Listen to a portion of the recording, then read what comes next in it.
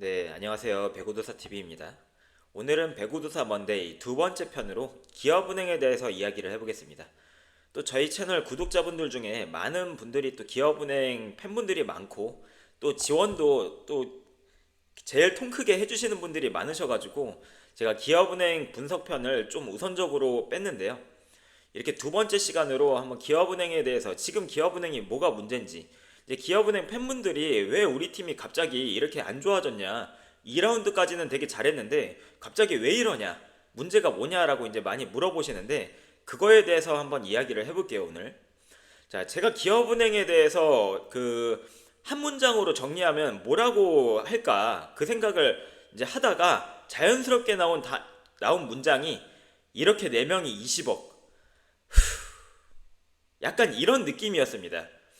그러니까 지금 제가 그 시즌 전에도 이야기를 많이 했었고, 뭐 이제 차후 다음 페이지에서도 이야기하겠지만, 그 시즌 전에도 코보컵 때도 개막했을 때도 기업은행의 지금 선수 불균형, 이 연봉을 잘못 투자해가지고 이제 선수의 불균형을 초래했다, 이 밸런스가 안 맞는다, 이 얘기를 되게 많이 했었는데 그게 이제는 좀 드러나는 거죠. 예, 이제는 좀 드러나고 있죠. 지금 요 제가 썸네일 뽑은 요 4명이 총 연봉이 거의 20억이에요. 19억인데 정확하게. 이게 20억이면요. 우리나라 셀러리 캡이 한 팀당 지금 24년 기준으로 28억입니다. 근데 이 4명이 거의 전체 연봉의 70%를 하고 있고, 그러다 보니까 나머지 선수들은 어떻게 돼요?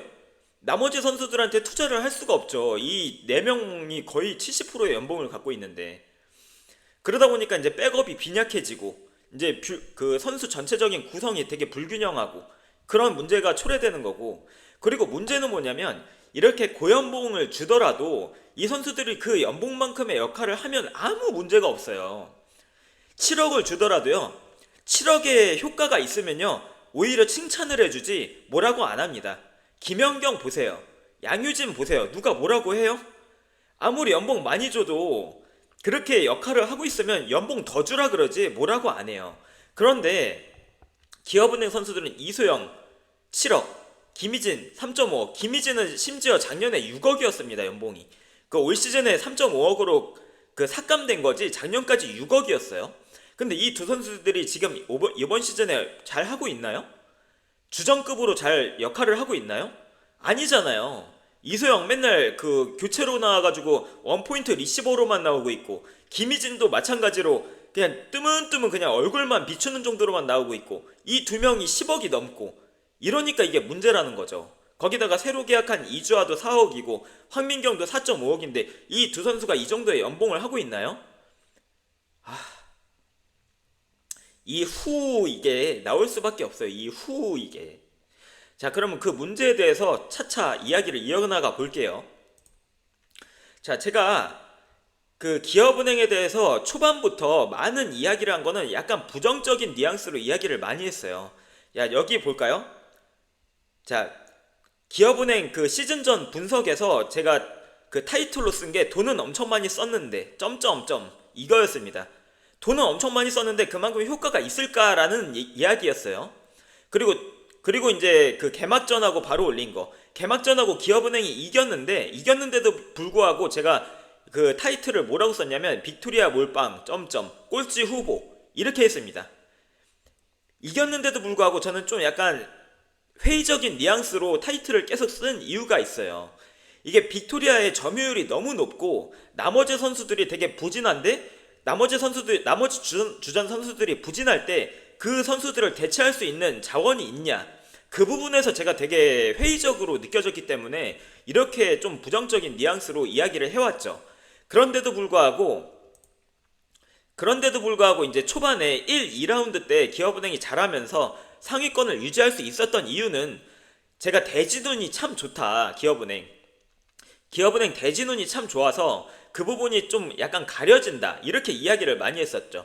왜냐면 기업은행이 1, 2라운드 때 되게 좋았던 게 용병이 없을 때 페퍼저축은행을 만났고, 그리고 용병이 부상일 때 GS를 만났고, 그렇게 좀 대진운이 되게 잘 따르는 흐름으로 갔기 때문에 중간에서 이제 패할 수 있는 경기들을 잡아내면서 좀 이렇게 좋은 흐름으로 갔지만, 결국에는 지금 다른 팀들도 이제 다 선수 보강이 되고 이제 그 구멍이 다 메워지고 있는 상황이고, 그리고 기업은행은 이 빅토리아의 점유율이 되게 높은데 그 부분이 이제 가부하가 온 상황이고, 그러다 보니까 이제 기업은행은 하락하는 지금 그 단계로 가고 있는 거고, 다른 팀은 점점 조금씩 올라가는 단계로 가고 있기 때문에 기업은행이 최근에 고전하고 있는 거죠.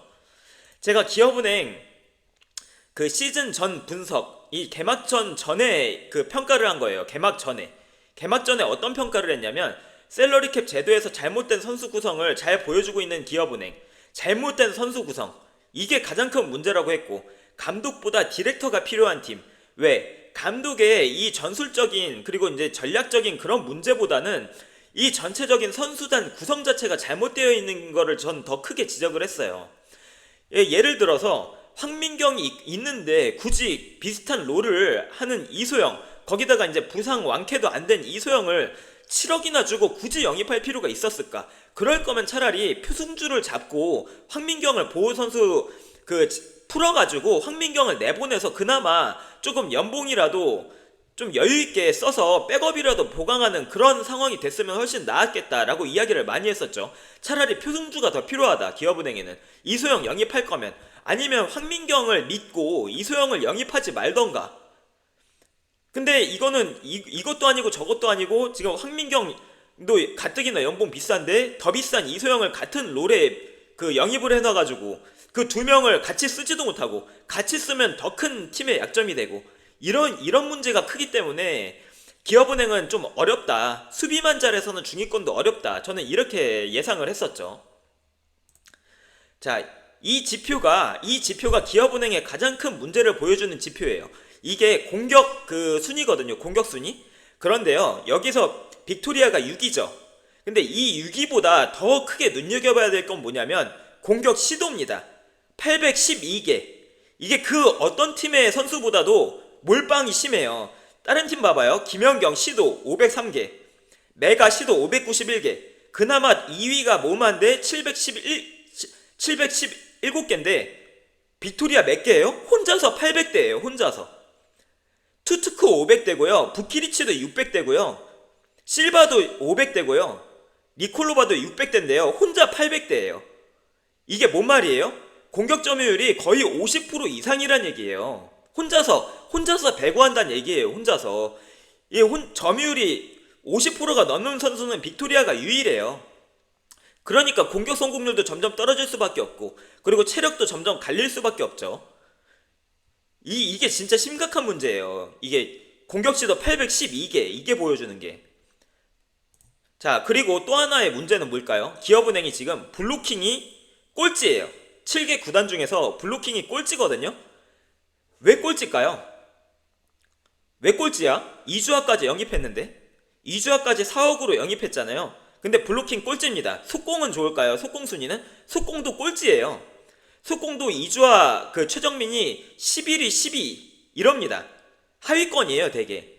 미들에서 왜 이럴까요? 이거는 물론 블로킹은 미들 블로커들만 하는 게 아니고 윙스파이커나 세터들도 블록에 참여를 하는데, 이것도 어떻게 보면 황민경의 그 낮은 그 전위, 그리고 육서영, 그리고 이제 천신통의 블록 기여도가 좀 떨어지는 점, 그리고 이제 이주아 최정민은 지난 시즌보다 못하고, 이주아는 평균적으로 그렇게까지 뛰어난 미들블로커까지는 아니기 때문에 이렇게 이 블로킹 순위가 꼴찌라는 점도 굉장히 문제죠. 이 두 개가 가장 큰 문제예요. 자, 전체적인 지금 그 지표를 한번 짚고 넘어가 볼게요. 베스트 라인업이랑. 지금 기업은행은요, 그냥 빅토리아 팀이에요. 그냥 빅토리아 원맨 팀이라고 봐도 무방합니다. 빅토리아가 득점 1위, 서브 1위 하고 있고, 공격 오픈 백어택 5위 정도 하고 있습니다. 그리고 나머지 선수들은 거의 순위권에 없어요. 이 최정민, 이주아도 미들 블로킹이나 아까 보셨듯이 블로킹이나 속공이나 이런 순위권에 없고요. 그리고 황민경도 이제 나이가 많이 들어가지고 리시브나 이런 디그 순위권에 별로 하위권에 있고요. 김채원이 그나마 그 디그가 5위인가? 아마 그럴 거예요. 근데 이제 탑 랭커에는 없고, 육서영이 그나마 이제 그 빅토리아 다음으로 기여도가 높은 선수인데 득점이 15이고 리시브가 10이고, 황민경은 육서영보다도 리시브율이 안 나오는 유즘이고요. 그러다 보니까 이게 팀이 이게 빅토리아만 바라볼 수밖에 없고, 그리고 전위에 육서영 황민경이 있어도 천신통은 빅토리아 백어택을 더 많이 줍니다.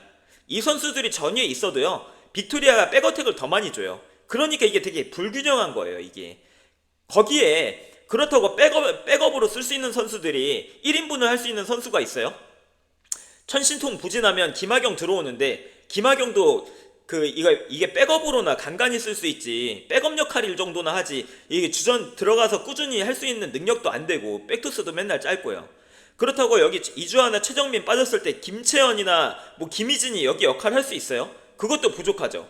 거기에다가 육서영 빠지면, 육서영이 이제 레프트 주공격수인데 기업은행에서는 누가 있어요? 고희정이 있는데, 고희정 여기 들어가면 또 어떻게 돼요? 블록 안 되고 또 후위 들어가면 리시브 다 터져나가니까 고희정을 주전급으로 쓸 수가 없죠. 황민경도 이소영이랑 왔다 갔다 하는 것밖에 안 되고요. 그러니까 이게 백업도 약해, 주전도 약해, 이러니까 되게 희망이 안 보이는 거죠. 빅토리아의 컨디션에만 오롯이 의존해야 되는 그런 팀 컬러밖에 안 되는 거죠. 요즘에 빅토리아가 지금 컨디션이 떨어지고 체력적 부하가 많이 보이니까 계속 지고 있는 거고요. 자, 지금까지 기업은행의 경기 내용을 보면 어떻게 정리할 수가 있냐면, 기업은행의 강점은요, 빅토리아의 공격력, 육서영의 성장, 딱 이거 두 개밖에 없어요. 기업은행의 강점은. 기업은행의 강점을 제가 그 쿠보컵 때는 수비력을 뽑았는데, 지금 수비력이 그렇게 좋지 않아요. 왜냐면 육서영이 리시브율이 30% 정도 나오는데 황민경은 그거보다도 덜 나오고, 또 김채원도 요즘에 리시브가 또 많이 흔들리고 있고, 디그도 조금 기복이 심하고, 이 수비적인 강점이 이제는 점점 약점으로 바뀌고 있습니다. 점점. 그리고 또 약점을 볼까요? 빅토리아의 의존도가 매우 심각하죠. 이게 아까 제가 보여드렸잖아요. 공격지도 800개를 때리는 공격수는 우리나라에 없어요. 지금까지도. 자, 빅토리아 의존도 심각하고, 주력 자원들의 노화 부상, 이수영, 김희진 다 지금 노하우고 부상이죠. 황민경도 마찬가지죠. 그러다 보니까 이게 쉽지가 않아. 이게 주전급들이 너무 나이가 많고, 이게 다 그 전성기가 지나고 다 그러다 보니까 이게 쉽지가 않죠. 게다가 백업 자원도 부실하죠. 제가 이거 아까 방금 지적했고, 그리고 세터와 팀의 보조화. 제가 천신통도 그냥 소스다. 야, 그냥 아시아 쿼터로 쓸 정도로 그렇게 급이 높지는 않다, 레벨이. 그렇게 평가를 많이 했고, 천신통을 굳이 그 주전으로 키울 정도는 아니다. 천신통이 그렇게까지 영양가가 있지 않다라는 말 많이 했는데, 최근에 천신통이 기복이 또 심하면서 이게 또 세팅이 되게 안 좋아요. 또 천신통 세팅이 최근에. 천신통이 그나마 잘하는 경기가 좀 있긴 했거든요. 한 3경기에 1경기 정도는 잘했었어요. 2라운드까지는. 2라운드까지는 괜찮았는데, 지금 빅토리아가 그 어려운 볼 해결을 못 해주는 빈도가 높아지다 보니까 천신통도 세팅이 오락가락하고, 미들 활용도 되게 잘 못하고, 지금 천신통마저 지금 그 부진하면서 지금 기업은행이 계속 하향 곡선을 그리고 있죠. 자, 기업은행에 대해서 제가 뭐 영상 분석이나 세세한 분석 이런 거를 하려고 했다가, 근데 여기는 워낙 그냥 근본적인 그 포지션적 문제가 있어가지고 그냥 그거 하나만 이야기해도 충분하겠다라는 생각이 들어가지고, 그렇게까지 디테일한 분석은 기업은행은 제가 안 하려고 해요. 그냥 사진 몇 개면 충분하다고 판단이 돼가지고, 기업은행은 그냥 사진 몇 개로 충분히 설명이 될 것 같아서 요거까지만, 요 사진 분석만 하려고 하는데요. 자, 이거 한번 보세요. 자, 기업은행의 이제 포메이션이고, 가장 약점이 되는 포메이션이 여기 황민경 전위입니다. 제가 황민경 전위를 되게 경기 중계할 때도 많이 하는데, 이 자리는 진짜 구멍일 수밖에 없어요. 황민경 전위가 공격적으로도 그렇고 수비적으로도 그렇고. 자, 수비적으로는 이 자리에 그 상대팀이 볼을 안 줄 이유가 없죠. 볼을 안 줄 이유가 없어요. 왜? 여기 황민경 자리는요, 대부분이요, 외국인 용병이랑 매치업 되는 자리입니다. 지금 여기 투트크가 있죠. 외국인 용병이랑 황민경이 매치업 되면 어떻게 되겠어요? 이렇게 돼요, 이렇게. 지금 투트크가 황민경 손 위에서 때리는 장면이에요, 이게. 그러니까 이게 1대1이 타이밍이 잡히더라도 황민경이 투투크의 타이밍을 잡더라도 하이볼 오픈 상황이더라도 볼이 손에 안 닿아요. 볼이 손에 안 닿아요. 이 용병을 황민경이 어떤 저지도 할 수 없어요. 그리고 공격적으로도 마찬가지예요. 황민경이 여기 만약에 투투크가 여기에서 블로킹 하잖아요. 단순한 공격으로는 절대 못 뚫기 때문에 황민경은 맨날 하는 것이 코스 보는 거예요. 여기 직선 구석 코스 보는 거. 요거 아니면 득점을 댈 수밖에 없어요. 황민경이 힘이나 높이에서는 황민경이 답이 없기 때문에 여기 빈자리 보는 거가 황민경이 유일하게 득점하는 건데, 제가 뭐라 그랬죠? 그렇게 하는 짬배구는 한계가 있다고. 그게 한두 번은 먹힐 수 있는데 그 짬배구로는 상대가 분석이 되기 때문에, 왜냐면 황민경은 어차피 연타 쓴다 이러면 대비하고 있으면 그 연타를 못 막을 이유가 없잖아요. 볼이라도 강해야지 맞고 다른 데라도 칠 텐데, 연타 그 순두부 연타면 준비만 하고 있으면 못 막을 이유가 없죠. 그렇기 때문에 요즘에는 공격도 안 되죠. 이게 이제 조금 분석이 덜 됐던 1라운드 때나 황민경이 짬으로 득점 많이 했지 최근에는 득점이 전혀 안 되고 있죠.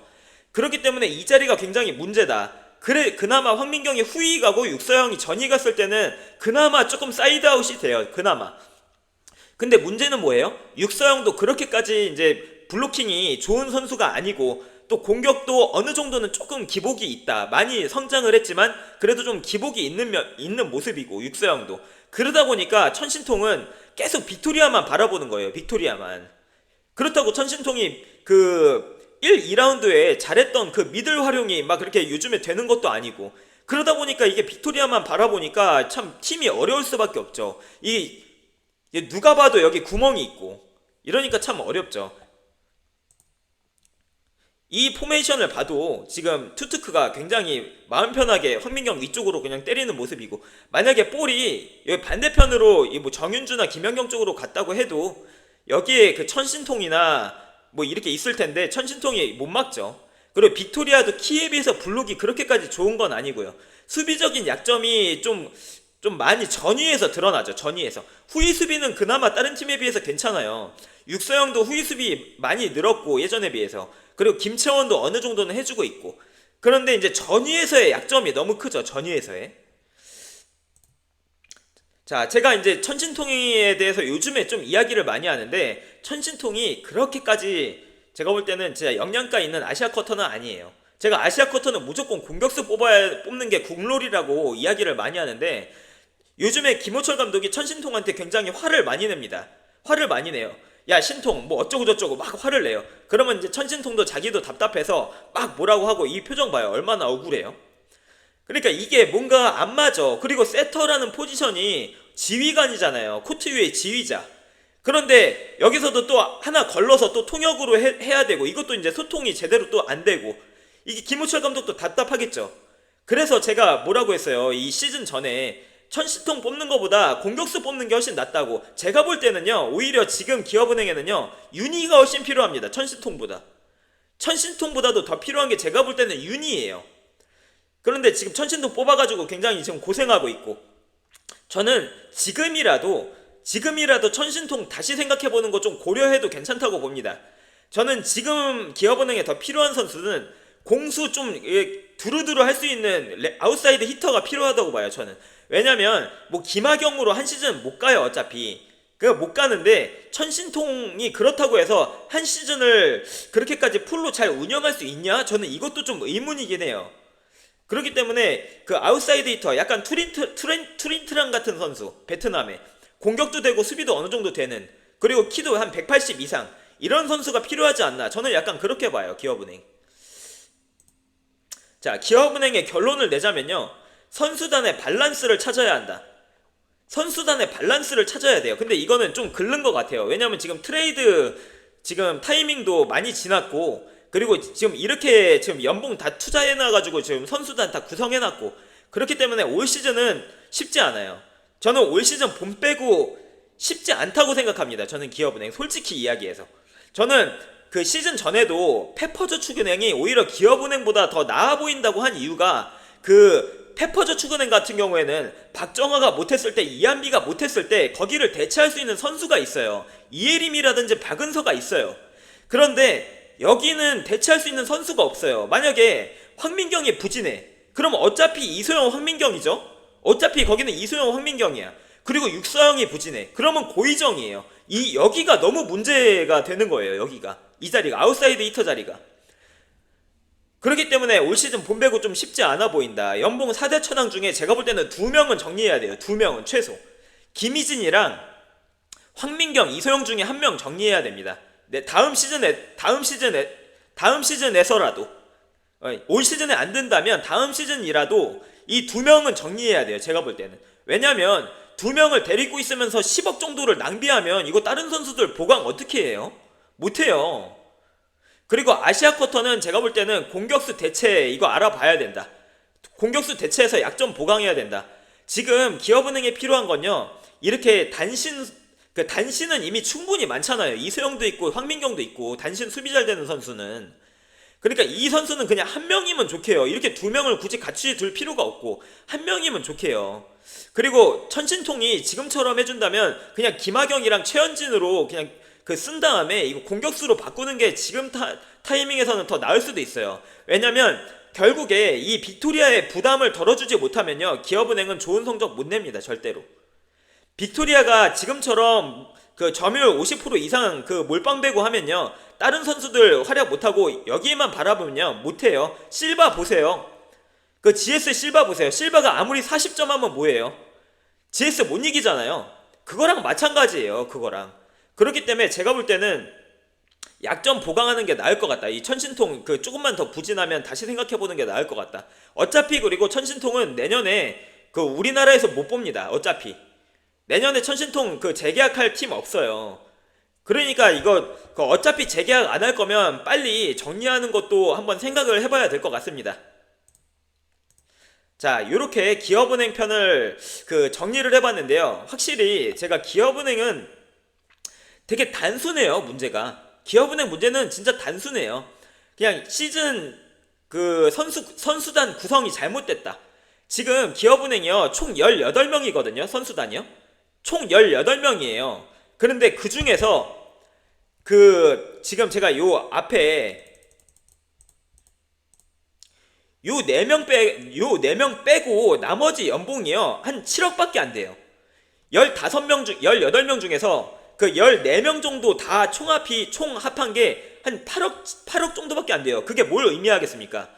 이 선수들은 다들 연봉이 1억도 안 되는 그런 선수들밖에 없다는 거예요. 급이 낮은 선수들밖에. 그나마 육서영이 자기 연봉에 비해서 잘해주고 있는 거고, 김채원이 자기 연봉에 비해서 잘해주고 있는 거고, 최정민이 자기 연봉에 비해서 그나마 해주고 있는 거긴 한데, 그럼에도 불구하고 다 이제 하급 선수들밖에 없다는 거예요.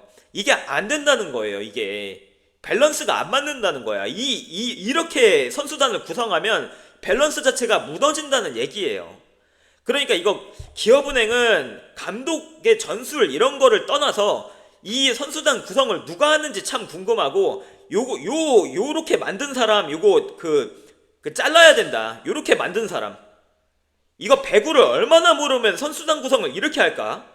요렇게 만든 사람 누군지는 모르겠지만 이거 잘려야 돼요. 이 사람 누군지는 모르겠지만. 자, 그리고 기업은행에 대해서 조금 그래도 희망적인 이야기를 하고 마무리를 할게요. 너무 부정적인 이야기만 했으니까 희망적인 내용을 그나마 좀 끄집어 내보자면, 그나마 끄집어 내볼게요. 저 구석에 있는 거라도 한번 끄집어 내볼게요. 마지막으로 이소영이 무조건 최소 지난 시즌 정관장 정도 수준으로는 무조건 돌아와야 한다. 이소영이 무조건 그 수준으로는 돌아와야 돼요. 그 수준으로 돌아오면 그나마 희망이 있어요. 황민경이 이제 백업으로 가고, 이소영이 지금 들어가서 하는 거 보면 리시브만 받고 있지만 후위 수비력 자체는 황민경보다 이소영이 나아요. 여전히. 그렇기 때문에 이소영이 주전으로 들어가고, 지난 시즌 정관장 정도 경기력 나와가지고 공격에서도 한 10점 정도, 그냥 10점 정도만 꾸준히 해주면서 그냥 리시브 한 40-50% 나와주는 그런 경기 내용 보여주는 거, 그게 어떻게 보면 이제 유일한 기업은행의 희망이라고 할 수 있고. 그리고 김희진은요 못 써요. 김희진은 못 써요. 어차피 지금 들어가가지고 하는 거 봐요. 들어가서 한두 점 운 좋게 내고 웃으면서 나오는 그거밖에 없잖아요. 김희진은 못 써요. 어떻게, 방법이 없어요. 그리고 이제 황민경 자리를 이소영이 대체하고, 그리고 이제 육서영이 조금 부진할 때, 공격적으로 부진할 때, 육서영이 수비적으로 부진할 때는 황민경을 백업으로 넣으면 돼요. 그리고 육사형이 공격적으로 부진할 때는 고의정이랑 김희진으로 진짜 잠깐 어차피 우리는 육사형을 믿을 수밖에 없어요. 기업은행은 육사형이 부진하더라도 잠깐 한숨 돌리게 하고 다시 투입하는 방법밖에 없어요. 나머지 방법 없습니다. 그렇게 해서 육사형의 컨디션이 좀 돌아오기를 바래주고, 그리고 이제 천신통이 이제 다시 그 정신 차리고 그 미들 점유율 한 20% 정도로 올려줘서 빅토리아 점유율 좀 줄여준 다음에 그나마 좀 골고루 분배하는 배구해야지 그나마 가능성이 있습니다. 그나마 그게 유일한 어떻게 보면 시나리오예요. 그 기업은행이 상위권으로 갈 수 있는 그런 그림 안 나오면요 기업은행 진짜 어려울 것 같습니다. 자, 앞으로 한번 기업은행의 그 순위와 경기력을 한번 보시죠.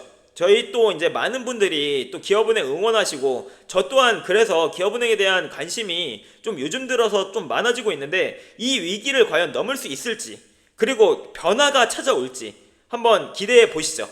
그러면 오늘 배구도사 먼데이는 여기서 마치도록 하겠습니다. 자, 구독, 좋아요, 멤버십, 슈퍼챗 다들 감사드리고요. 저는 내일 경기에서 생중계로 돌아오도록 하겠습니다. 시청해주셔서 감사합니다.